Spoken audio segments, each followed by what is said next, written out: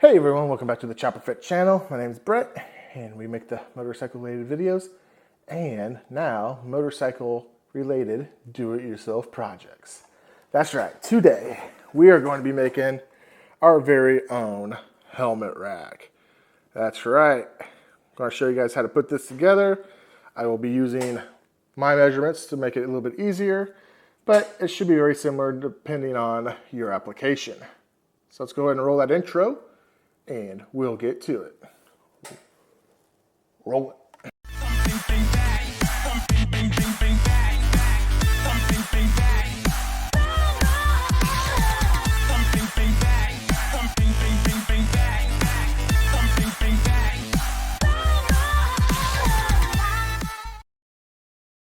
All right, guys, so here, before we get going, I want to give a shout out to my man, Mr. McStash. Oh, you didn't know?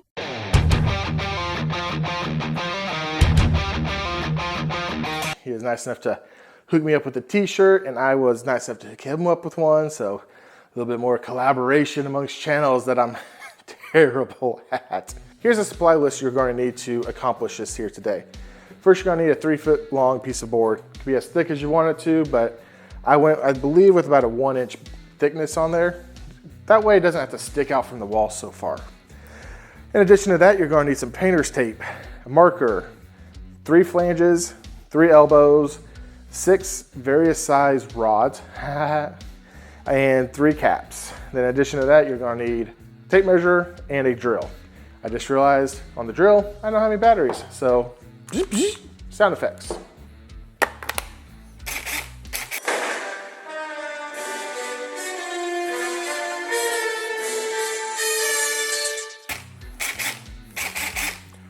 Ready to go. All right. Sorry, bad.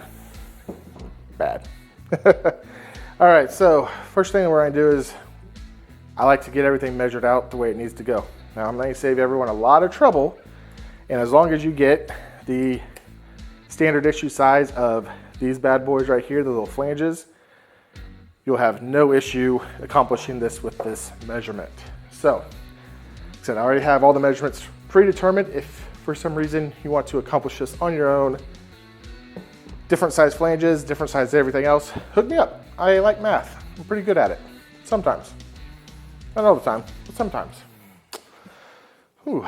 All right, so first thing we're going to do, take El Tapo, and we're going to do a strip across the top and a strip across the bottom. Now this one does not have to be overly straight. This is just so I don't get any pin marks for my initial measurement.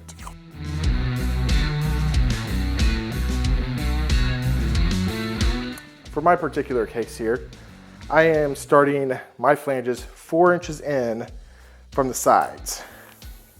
So that means 4 inches from the left, 4 inches from the right is where my actual flange is going to essentially start. So what we're going to do first is measure 4 inches in on the top, 4 inches in the bottom on both sides. And we're going to make a little mark.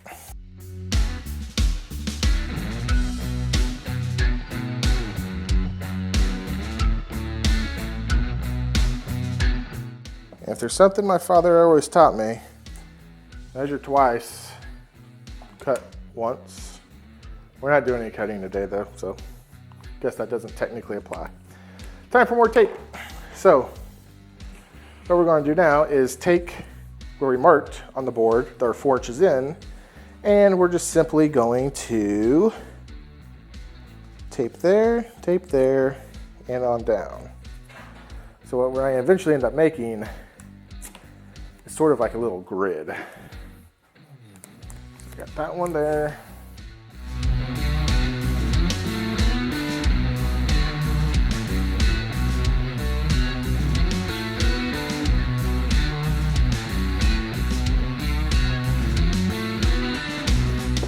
So as you can see now, we got 4 inches in marked. So this is 4 inches, this is 4 inches.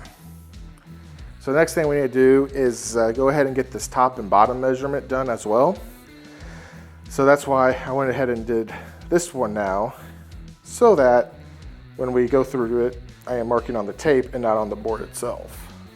All right, so I had pre-measured from top to bottom on my board is actually exactly 5.5 inches. I do realize that these guys here are 3.375 inches. So what this equates to is basically 1 1/16 inch at the top and 1 1/16 inch at the bottom. That's how much board is going to be shown underneath this part here. So let's go and get that measured. All right, so we got the marks for our 1 1/16 on each side. And so yeah, what we're gonna do now is essentially put on some more tape. Tape. So this one you need to be a little bit more precise on. And what should happen after we put this last piece of tape on here is when we put our flanges into the board here, they should fit perfectly between the tape. That's the goal anyway. Now the nice thing about a project like this is it doesn't have to be perfect. It's a freaking helmet rack. Who cares if it's perfect or not? Some people that might make them go insane, but for us, not so much. All right, so there's the test. So yeah, we are pretty close. It does overhang just a little bit, but not too bad, not too bad. So now we're going to put our flange right up next to our 4-inch line. Now remember, the innermost edge is the 4 inches. And then we're just going to put a piece of tape at the edge of this. Again, just trying to get it pretty close. Again, my measurements might end up being off just a hair. You know, sue me. Wait, don't sue me. That is not an open invitation because you will not get much money out of me. Why? Because I'm bored. So I'm making this myself. Go online and get this done at Etsy for a lot more money if you want to. I think they charge on average about $150 to do this project off Etsy. I'm doing it for the low price of about $50 all in. So a little bit better, a little bit better. All right, so now we know that this one and this one fit the flange perfectly. Boom, boom. Now we got to figure out where the third one goes in between. So now we need to measure the gap in between for the third little spacer doohickey.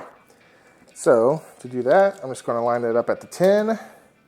So the inside line now on the left will be where we start from. I'm going to put that at the 10 just because I can't quite get my tape measure to fit flatly there. And we're going to go 8 7/8, which will be right there. Throw down a piece of tape right here. Okay. Theory, that should be the last piece of tape we need to do. We'll see. That one's going to go theoretically right there now. So from here to here should be about the same 8 7/8 inch. Yeah, looks close enough to me. I tell you guys, I am a master of none, that is for sure. So now that we have our measurements set up, we're ready to kind of start getting the drill out and doing some man stuff. Women, you can do this too. So basically, I'm kind of like an OCD nut on a few things. So always have the 3/4 inch side up. And I'm going to put that right in my first one, right there. Second one, right there. And my last one right there. Okay. Now I am going to put it at the very base of the line. So my top might be a little bit shorter than the bottom, but we're talking hairlines of an inch basically. So got that in there just like so. And now we're ready to use some 1-inch screws to drill this into the board itself. Here you can see them all lined up in their little holes. Again, you could have put another piece of tape here, but it's really not warranted. You just need the one guideline really. All right, we're just gonna get them started first. I go as much into the center as possible. And we're just gonna get it going. That sounded bad, but it's only about halfway. Not even close to being tight. I like to do it kind of like I do my car tires, kind of catty cornered or star pattern, whichever you want to do. So when I get the next one going, oops. Whoops, he says on his wood project. All right, 2 more. Hope I got enough screws for this.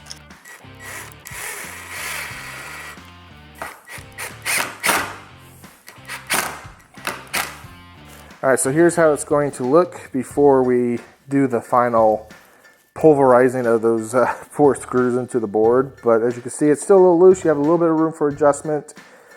But if you're happy with it, you're just going to go ahead and screw them all down. Now, again, that little guy ain't perfect by any means, but I'm not a perfectionist. You guys can make these so much better than I could probably. So let's go ahead and tighten them up. Boom, shakalaka. All right, and we're gonna just do the same thing for the other 2 now. Not sure if you can tell, I don't even own this. This is my wife's. I am not a home improvement aficionado, entrepreneur, none of those things. I'll never sell one of these things. That's what she said. I don't even know what that means. All right, hard part's over. So won't need the drill again until you actually go to mount it on the wall, which that's up to you guys to figure out how you want to mount it on the wall. I'll give you a couple suggestions here at the end, but we're ready to take off all of our tape. Ooh, hang on the V-rod. That's gonna be a bad omen. She's gonna hate me later for that one. Now, one thing I did not mention at the beginning of this video is I did go ahead and pre-stain the wood. Some people don't stain the wood at all, but that's the base side. You can see it's a little bit lighter.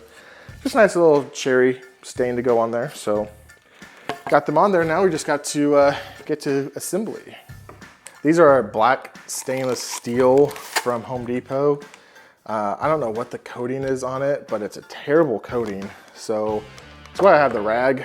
I guess in the long run, I didn't need it to really be a black coating. Can you see how slimy that is? Look how gross that is. Yes, I wasn't really expecting it to be wet feeling. So what we're gonna do first is take our first one. Ew. That one was growing something. And turn in. And get it nice and tight. That's all you have to do. Okay. So if you grip it by the threads, it's really not so bad on your hand to get. A little gross, but not bad. Next piece that we're gonna do is the elbow. That's starting to make the upward bend for our bars here.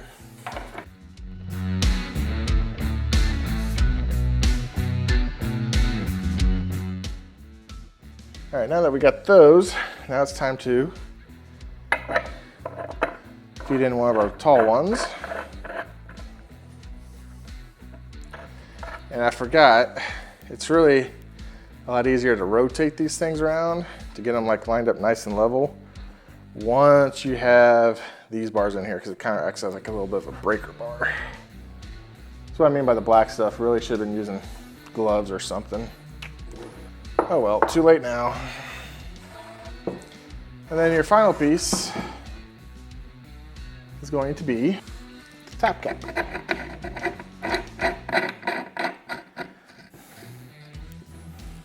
And just like that, everyone, we have made our brand new helmet racks. So again, the options that you can do to mount them, you can get some little hooks and kind of drill them into the back, but given the weight of this thing, it's probably a good 10 pounds with all these piping. I would suggest actually going and drilling through the board itself, most likely like here and here, and try to find the stud. That way you don't have to worry about anchors or anything, just go straight into the studs. Ooh. So, what do you guys think of this thing? Gonna make one yourself? Go and drop your comments below. I appreciate the feedback again. I'm not very good at the whole handiwork thing, but you know, I'm trying. So, that being said, I'll catch you guys on the next dark side, because this is the way. Chopper fit out. See ya.